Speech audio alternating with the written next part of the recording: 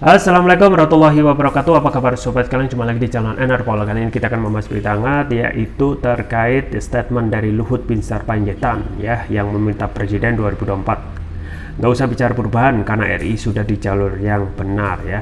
Nah, apakah tidak melihat ya berbagai indikator selama Presiden Jokowi memimpin ini ya, justru banyak sekali yang merosot ya, IPK kita merosot ya, yang semulanya 40 kemudian 34 38 ya, sekarang merosot ke 34. Kemudian yaitu korupsi yang menjadi belum kalau kita melihat cabangnya ya, banyak transaksi di bawah meja yang disampaikan oleh Pak Mahfud ya, kemudian transaksi janggal itu belum diungkap 349 triliun ya, belum lagi bagaimana ya kebebasan publik atau kebebasan civil society itu masih dikebiri gitu ya, kembali lagi dikebiri, yang semuanya agak sedikit bebas dengan ya penersangkakan mereka yang kritis dengan pasal ujaran kebohongan yang mendapatkan keonaran ya.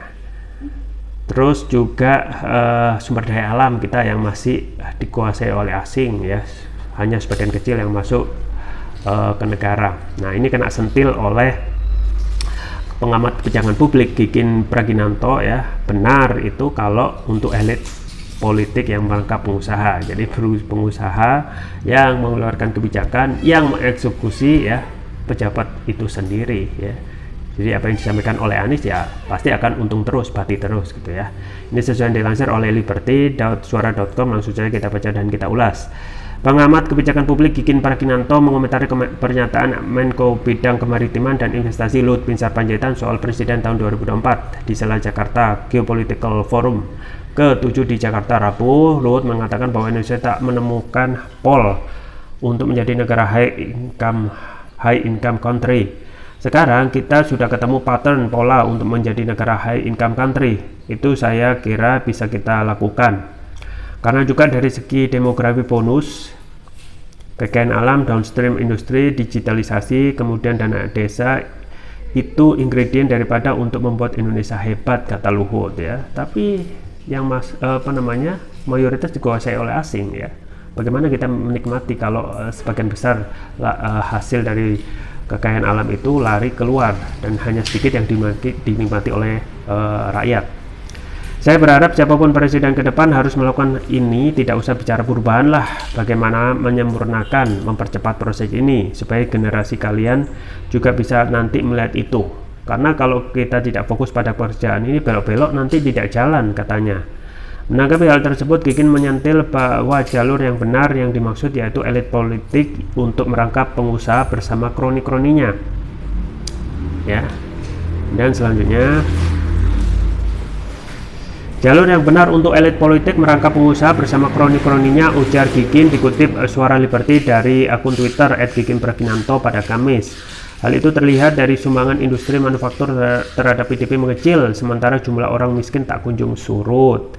Lihat saja sumbangan industri manufaktur terhadap PDB mengecil, sementara jumlah orang miskin tak kunjung surut dan kesenjangan kaya miskin melebar ya. Sementara itu, bakal calon presiden dari Koalisi Perubahan untuk Persatuan KPP Anies Baswedan mengusung tema perubahan seandainya terpilih jadi presiden di Pilpres 2024 mendatang. Ya, itu ya sobat sekalian ya yang disampaikan oleh Gikin Praginanto ya, ketika nggak usah berubah-berubah. Terkesan memang kondisi saat ini ya, yang banyak nilai di negeri ini merosot justru dinikmati oleh mereka gitu ya, maka nggak usah berubah, tetap saja seperti ini ya, agar bisnisnya tidak diganggu ya. Bagaimana kebijakan-kebijakan itu atau korupsi lah ya, korupsi itu saat ini sedang menjadi-jadi ya, seperti anak usia yang mengalami obesitas terus membesar badannya gitu ya, seakan tidak berhenti-berhenti. Kan ada anak itu yang menjadi orang baru-baru ini orang menjadi obesitas dengan berat 600 kilo ya di Meksiko. Dan korupsi kita sangat mengkhawatirkan ya. Kebiasaan korupsi sudah menjadi kebiasaan ya, dan hampir setiap institusi itu tidak bisa lepas dari korupsi, dan ini kan mengkhawatirkan. Dan justru kita itu menyalahkan hal-hal yang tidak nampak, yaitu radikal. Justru ini ya korupsi yang membuat masyarakat jadi sengsara, ya, tidak bisa menikmati hidup, ya, dan negara pun ya hanya mendapatkan sebagian kecil karena kekayaan alam tetap dikuasai oleh asing, bahkan dikorupsi. Pejabat-pejabat ikut nimbrung untuk menggaruk uang negara, ya, dan lain sebagainya, ya, termasuk juga pejabat publik yang merangkap pengusaha, ya. Jadi ketika mengeluarkan kebijakan, ya, pejabat itu juga yang mengeksekusi untuk mendapatkan nilai proyek, gitu ya. Ya, misalnya dia akan membebaskan lahan, ya, membuat jalan, ya, membuat proyek jalan, tetapi jalan tersebut dibeli oleh pejabat itu sehingga akan mendapatkan keuntungan yang maksimal, ya. Itu juga korupsi kebijakan, ya. Jadi korupsi kita itu sudah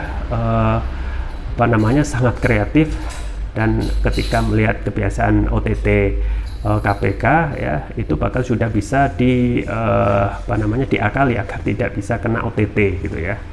Ya, itulah ya saat ini perilaku pejabat publik, apalagi kalau merangkap pengusaha, ya, mengeluarkan kebijakan, ya, misalnya dulu mengeluarkan kebijakan vaksin, ternyata yang menikmati bisnis vaksin ya mereka yang mengadakan, pejabat tersebut yang mengadakan, ya, mengeksekusi untuk mendapatkan cuan dari vaksin tersebut, ya.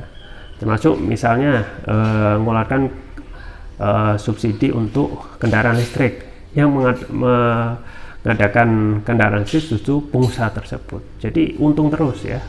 Ini korupsi kebijakan publik, ya. Jadi dari korupsi ini saja, gitu ya, negara itu harusnya bisa bebas, ya, sesuai yang disampaikan oleh Abraham Samad, bahwasanya kalau suatu institusi institusi itu lepas dari korupsi, maka akan memberi makan atau mengasih orang setiap kepala 20 juta, ya. Ini hanya sebagian kecil saja, ya. Bayangkan kalau seluruh, ya, kepemilikan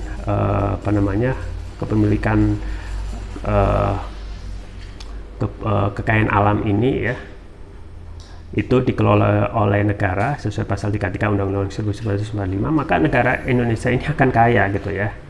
Misalnya salah satu saja, ya, batu bara yang kemarin mendapatkan windfall profit itu keuntungannya 2.400 triliun, tetapi yang masuk negara cuma 200 triliun, ya. Sisanya entah kemana, ke luar negeri, gitu ya, hanya dinikmati oleh asing. Dan mayoritas kekayaan, ya, tambang ini, ya, dikelola oleh asing, ya. Nikel dikuasai oleh Cina, ya. Pegunungan Grasberg dari Orde Baru hingga saat ini tidak lepas dari pengelolaan oleh PT Freeport, yang harusnya, ya, sekarang itu Papua sudah terbebas dari yang namanya kemiskinan karena gunung emasnya sudah luar biasa melimpah, ya. Belum ada juga, ya, blok Wabu di Kabupaten Intan Jaya yang belum dieksplor, ya. Jadi potensi Indonesia ini, ya, kalau benar-benar diurus dengan dengan benar, dengan sistem yang benar, maka semuanya akan menjadi kaya, gitu ya.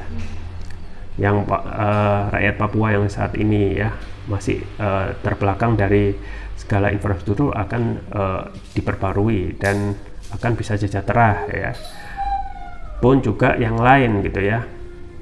Nah, sayangnya, gitu ya, kita masih memakai sistem kapitalis saat ini, dan juga di dalamnya efeknya, ya, demokrasi dengan politik biaya mahal dan kebiasaan korupsi yang menjadi-jadi, ya.